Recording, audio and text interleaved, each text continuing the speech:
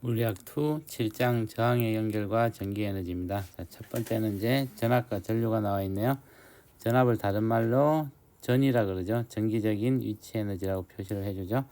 그래서 우리가 전이라는 것은 단위 양전하가 가지는 전기력에 의한 포텐셜 에너지라고 볼 수 있습니다. 그러니까 힘이 있어야지 위치 에너지를 갖겠죠. 그래서 우리가 보면 중력을 보면 중력에서는 질량 m인 물체가 있으면 얘가 아래쪽으로 mg만큼의 힘이 작용하죠.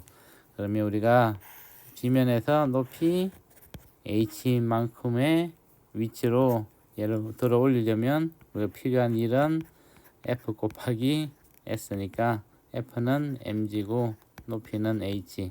그래서 mgh만큼의 일을 해주면 이 지점에서 h점만큼의 올라가게 되고, 이때는 역학적 에너지에서 운동 에너지는 0이니까 우리가 해준 일의 양이 위치 에너지로 바뀌게 되죠. 그죠? 그래서 이때 위치 에너지는 mgh가 된다. 이거하고 똑같이 우리가 전기장이 있을 때 균이란 전기장이 있다고 하면 여기서 전기장은 단위 전하가 받는 힘이 되니까 전기장 E는 Q분의 F라고 쓸 수 있습니다. 그래서 F는 QE라고 쓸 수 있겠네요. 그러면 우리가 이제 중력에서와 똑같이 전하량이 Q인 물체가 있는데 얘를 거리 S만큼 이동할 때 필요한 일은 W라 그러면 얘는 F 곱하기 S가 되겠네요. 그래서 F는 QE 곱하기 S를 해주면 균이란 전기장에서 우리가 해주는 일의 양과 같게 되겠습니다. 그래서 이제 포텐셜 에너지, 이때도 이제 균이란 전기장이 있으니까 처음에 움직이기 시작해가지고 나중에 이제 이때 속도와 거의 I와 거의 F는 동일하다. 그래서 외부에 해준 일의 양이 전부 다 위치 에너지로 바뀌었을 경우를 생각해 보면 해준 일이 전부 다 위치 에너지로 바뀌게 된다. 그래서 이제 위치 에너지에 대해서 또 알고 넘어가야 될 거는 이제 위치 에너지는 절대값이 아니죠. 그러니까 위치 에너지는 우리가 절대값을 생각하지 않고 두 위치 사이에 에너지 차만 생각하는 거죠. 그래서 중력 같은 경우 중력의 위치 에너지도 무한대를 0으로 두고 계산했고, 나중에 이제 우리가 수소 모형 같은 거 현대물리에서 배울 때 전자들이 핵 주위를 도는데 그때 위치 에너지도 무한대를 0으로 두고 기준을 어떻게 되느냐에 따라서 위치 에너지가 결정이 나죠. 근데 중요한 거는 위치 에너지의 차가 중요하죠. 에너지의 차가 중요하다. 그래서 얘를 우리가 전기에서는 전이차라고 부릅니다. 그래서 이제 중요한 거는 두 지점 간의 전이차가 중요하다. 절대값은 그렇게 중요하지 않은 값이 되겠네요. 그래서 그걸 우리가 이제 보통 위치 에너지를 전압이라고 나타내고 이제 V라고 나타내고 전이차는 두 개의 델타 값으로 나타낼 수가 있겠죠. 그죠? 그래서 A라는 지점과 B라는 지점이 있고, 이게 위치 에너지가 VA, VB라 그러면 델타 V는 두 개의 위치 에너지 차이가 되겠죠. VA 마이너스 VB가 될 것이고, 얘는 Q분의 W가 된다. 그래서 단위 전하당 갖는 에너지라고 보시면 돼요. 그래서 우리가 볼티지라는 거는 W는 Q 곱하기 두 개의 전이차만큼의 위를 해주면 된다. 이때 이제 얘를 볼티지라고 표현을 한다고 생각하시면 될 것 같아요. 그래서 전이차라는 거는 단위 전하 한 개가 갖는 위치 에너지의 차이를 우리가 전이차라고 본다고 생각하시면 될 것 같아요. 그래서 Q가 있으면 Q 곱하기 V를 해주면 그만큼의 에너지 차이가 생긴다. 자, 그래서 이제 균이란 전기장이 있으면 균이란 전기장이 있다는 얘기는 제일 쉽게 표현할 수 있는 게 이제 이런 평행판 축전기를 생각할 수 있습니다. 그렇게 평행판 축전기 우리가 충전을 시키면 한쪽에는 플러스 한쪽에는 마이너스가 되고, 전기장이 플러스에서 나와서 마이너스로 가는 방향으로 전기장이 생기겠죠. 자, 이때 Q가 있다고 그러면 Q가 받는 힘은 오른쪽으로, Q가 플러스라 그러면 오른쪽으로 받겠죠. 그죠? 플러스 Q가 받는 힘은 F는 Q이만큼의 힘을 받겠죠. 그러면 이 거리를 D라고 그러면 D만큼 움직일 때 입자가 받는 일은 F는 F 곱하기 D니까 QE D로 나타낼 수 있겠네요. 그래서 이만큼의 일을 받게 되고, 얘는 Q 곱하기 V라 그랬죠. 전위차라 그랬죠. 이 두 개의 전위 차이가 V라 그러면 QV라 그랬죠. 그래서 이제 V는 E 곱하기 D로 나타낼 수 있고, 우리가 이제 보통 전위차가 V일 때 전기장은 T분의 V로도 나타내죠. 그래서 이런 관계가 있다는 것을 알고 계시면 좋을 것 같습니다.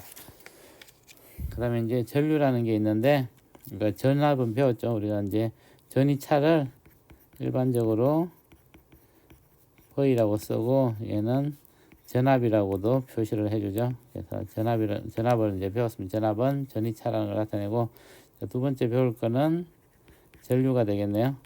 전류는 보통 우리가 이제 I로 나타내죠. 전류는 전하들의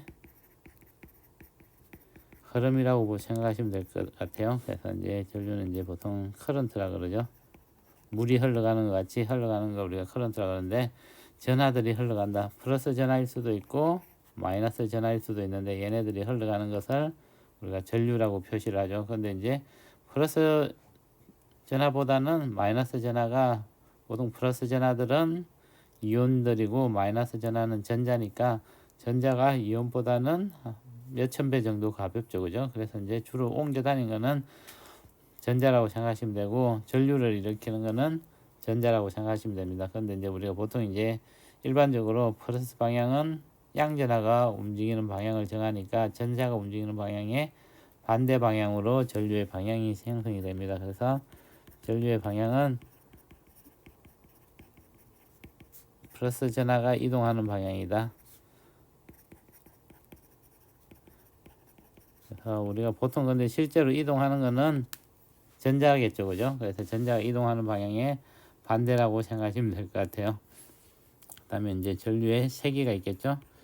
자, 전류 정의는, 전류를 I라고 쓰면 얘는 단위 시간당 지나가는 전하의 양이라고 표시를 해줍니다. 그러면 뭐 델타 T분의 델타 Q로 나타낼 수 있고, 미분으로 나타내면 DT분의 DQ라고도 나타낼 수 있겠네요. 그래서 전류의 세기는 단위 시간당 지나가는 전하의 양이다. 그래서 단위는 우리가 이제 암페어를 쓰고, 암페어는 Q 나누기 T니까 쿨롬 퍼 세크로도 나타낼 수 있겠네요. 그래서 단위는 암페어 또는 쿨롬 퍼 세크로 나타낼 수 있다. 그래서 전류라는 거는 단위 시간당 지나가는 전하의 양이다. 그렇게 생각하시면 될 것 같아요. 그 다음에 이제 우리가 이제 회로에서 나오는 게 이제 저항을 배우게 될 텐데, 저항과 오음의 법칙이 있습니다. 가장 이제 우리가 DC 회로에서 가장 기본적인 컨셉이라고 보시면 될 것 같아요. 그래서 이제 저항이라는 거는 말 그대로 우리가 보통 R로 나타내죠. 리지스트라 그러는데, 전류가 흐르는 걸 방해하는 성질을 저항이라고 합니다. 그래서 저항이 크면 전류가 잘 흐르지 못하고, 저항이 작으면 전류가 잘 흐르겠죠. 그죠? 그래서 이제 저항을 나타낼 때 R은 로 A분의 L로 나타낼 수 있는데, 이제 어떤 우리가 전류를 흐르는 도선이라 그러면 이 도선이 표면적이 A이고 이 길이가 L일 때, 저항은 표면적이 넓을수록 전류가 잘 흐르겠죠. 그러니까 표면적이 반비례하겠죠. 저항은 못 흐르게 하는 성질이니까 길이가 길수록 흘러가기가 힘들겠죠. 그래서 L에는 비례하네요. 이 로 값은 온도나 물질의 성질에 좌우하는 양이라고 보시면 될 것 같아요. 그래서 우리가 이를 비저항이라고 부릅니다. 그러니까 뭐 굴이나 은 같은 경우에는 비저항이 굉장히 작아서 전류가 잘 흐르고, 우리가 부도체라 부르는 종이나 유리나 뭐 플라스틱 이런 애들은 비저항이 엄청 크겠죠, 그죠? 그래서 전류가 거의 흐르지 않는다. 그래서 우리가 저항값은 이렇게 나타낼 수가 있다. 이제 비저항이라 그런 거는 이제 단위는 이 단위로 환산을 해보면 옴 곱하기 메타가 되겠네요. 그리고 얘는 이제 중요한 게 이제 온도에 따라서 많이 바뀔 수가 있습니다. 그래서 우리가 이제 여러분들 초전도체 들어보셨을 텐데, 온도가 절대 온도 0도에 가까워지면 갑자기 저항이 0으로 바뀌죠, 그죠? 그래서 온도에 따라서 바뀌는 양이다. 그리고 이제 우리가 길이하고 요 식에서도 알 수도 있듯이 단면적과 그 다음에 길이의 함수가 된다. 그리고 이제 이 비지항에 따라서 우리는 물질의 전기적인 특성에 따라서 나누는 걸 도체, 부도체, 반도체로 전기적 특성에 따라서 물체를 나눌 수가 있습니다. 그래서 이제 전기적 특성이 가장 중요한 게 이 저항이라고 생각하시면 될 것 같아요. 그래서 저항은 로 A분의 L로 나타내고, 이 로 값이 이제 물질의 특성을 나타내는 값이다 생각하시면 될 것 같아요. 그 다음에 이제 저항의 연결이 있네요.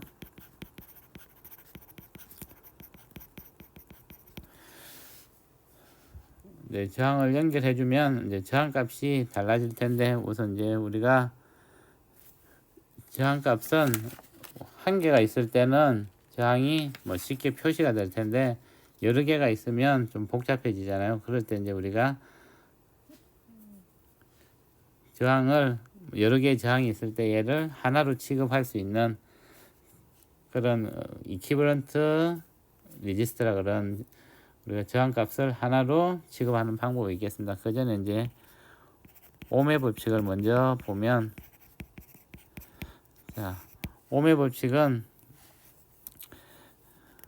저항과 전압과 전류의 관계식이라고 보면 되고, 우리가 이제 전류를 기준으로 보면, 자, 전류가 잘 흐르기 위해서는 첫 번째는 전압이 클수록 전류가 잘 흐르고, 두 번째는 저항이 작을수록 전류가 잘 흐르겠죠. 이걸 수식으로 나타내면 I는 R분의 V, V는 IR 이렇게 나타낸 걸 우리가 옴의 법칙이라고 부릅니다. 그래서 이제 전압이 클수록 잘 흐르고 저항이 작을수록 전류는 잘 흐른다. 얘를 이제 옴의 법칙이라고 생각하시면 될 것 같아요. 그래서 이제 이걸 바탕으로 저항의 연결을 보면, 저항의 직렬 연결을 보면, 자, 이걸 하기 위해서는 우선 우리가 교과서에는 안 나오는데 키르호프의 법칙을, 이거는 상식적으로 좀 알고 있으면 좋을 것 같아요. 자, 키르호프의 법칙은 첫 번째는 전압에 관한 게 있고, 두 번째는 이제 전류에 관한 게 있습니다. 전압에 관한 거는 우리가 이렇게 한 바퀴를 돌아오고 오면 델타 V가 0이 된다는 거예요. 그래서 이렇게 있을 때 저항 같은 게 있으면 여기 V가 있고 V1, V2 이렇게 있을 때는 V는 V1 플러스 V2가 된다. 이걸 한 바퀴 돌면 다 0이 된다는 뜻이겠죠. 전류에 대한 거는 전류가 흘러와서 두 개로 나눠지고, 이게 다시 합해지면 여기 I가 흐르고 I1, I2가 흘러서 여기가 다시 I3로 간다 그러면 I1하고 I3는 같아야 되고, 얘는 I1 플러스 I하고 I3는 같아야 되고, 얘는 I1 플러스 I2가 돼야 된다. 그래서 전하가 중간에 없어지면 안 되는 뜻이죠. 이제 전하가 보존된다.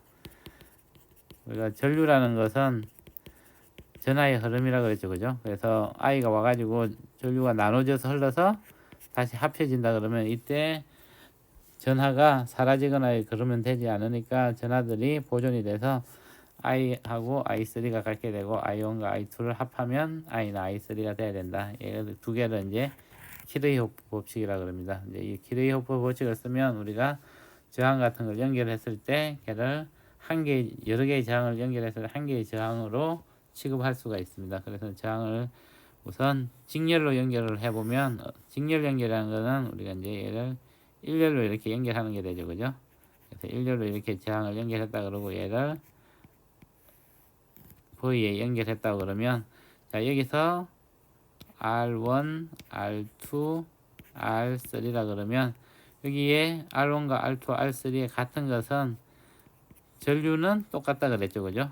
자, 전류가 어디로 새거나 그러지 않고 들어온 전류는 나가야 되니까 I1과 I2, I3가 모두 I로 나타낼 수 있다 그랬죠, 그죠? 그래서 얘를 I로 그냥 쓸 수가 있고 그 다음에 볼티지는 옴의 법칙에 의하면 여기가 V1, 여기가 V2, 여기가 V3가 걸릴 텐데 V1은 R1I, V2는 R2I, V3는 R3I가 되죠, 그죠?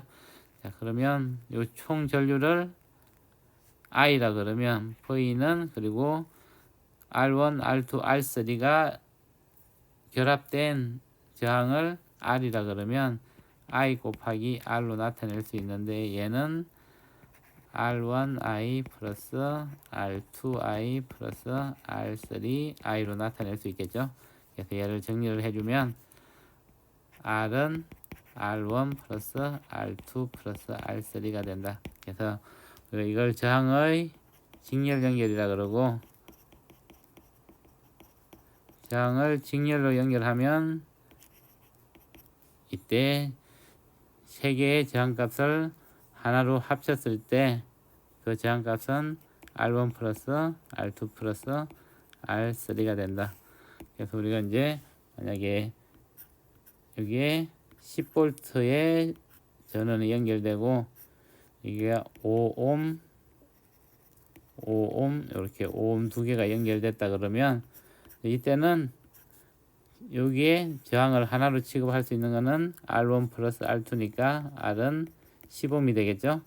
그래서 I는 R분의 V니까 10분의 10이니까 1A가 흐른다. 그래서 여기 흐르는 전류는 1A다. 그러면 R1, R2라 그러면 R1, R2에 걸리는 전압을 보면 V1이라 그러면 V1은 R1 I가 되겠죠. R1이 5고 I가 1이니까 5V가 걸리고 V2도 R2 I니까 5 곱하기 1은 5V가 걸리더라. 그래서 여기에 5V, 여기에도 5V가 걸리더라. 이런 식으로 이제 회로를 전체적으로 분석을 할 수 있겠습니다. 다음은 저항의 병렬 연결이 되겠네요.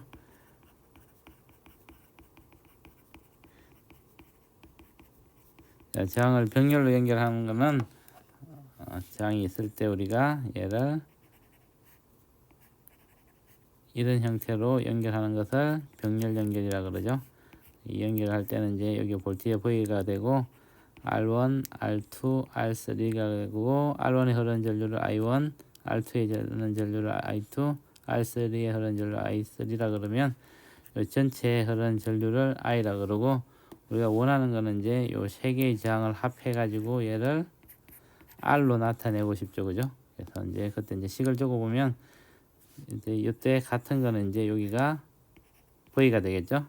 그래서 V1, V2, V3라 그러면 얘는 V가 된다. 그래서 R1과 R2, R3에 걸리는 전압은 V가 되고 이게 총 저항을 I라 그러면 I는 I1 플러스 I2 플러스 I3로 나타낼 수가 있다. 그래서 옴의 법칙을 쓰면 V는 IR, 그래서 I는 R분의 V로 나타낼 수 있고 그리고 I는 I1 플러스 I2 플러스 I3라 그랬죠.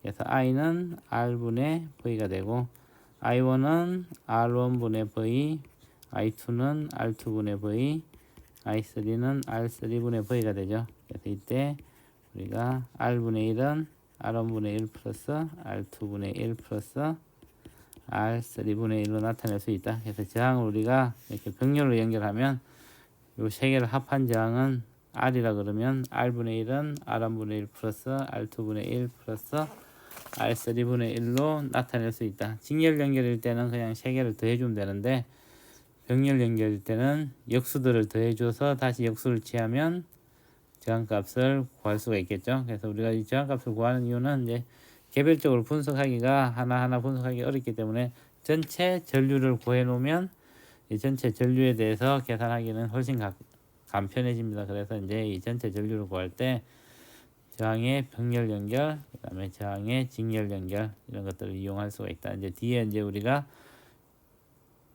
축전기와 코일 같은 걸 배우게 될 텐데 그때도 이제 축전기에 대해서 직렬 연결, 병렬 연결 그리고 코일 같은 경우에 직렬 연결, 병렬 연결에 대해서도 이제 배우게 될 것입니다. 그래서 이제 가장 기본적인 게 ohm의 법칙을 이용해 가지고 저항과 전류와 전압의 관계를 얻기 위해서 이제 저항이 여러 개 있을 때 얘를 하나로 생각하고 분석을 할 수 있다. 그렇게 생각하시면 될 것 같아요. 자, 그 다음에 이제 저항에서 소모되는 전기 에너지가 나와 있는데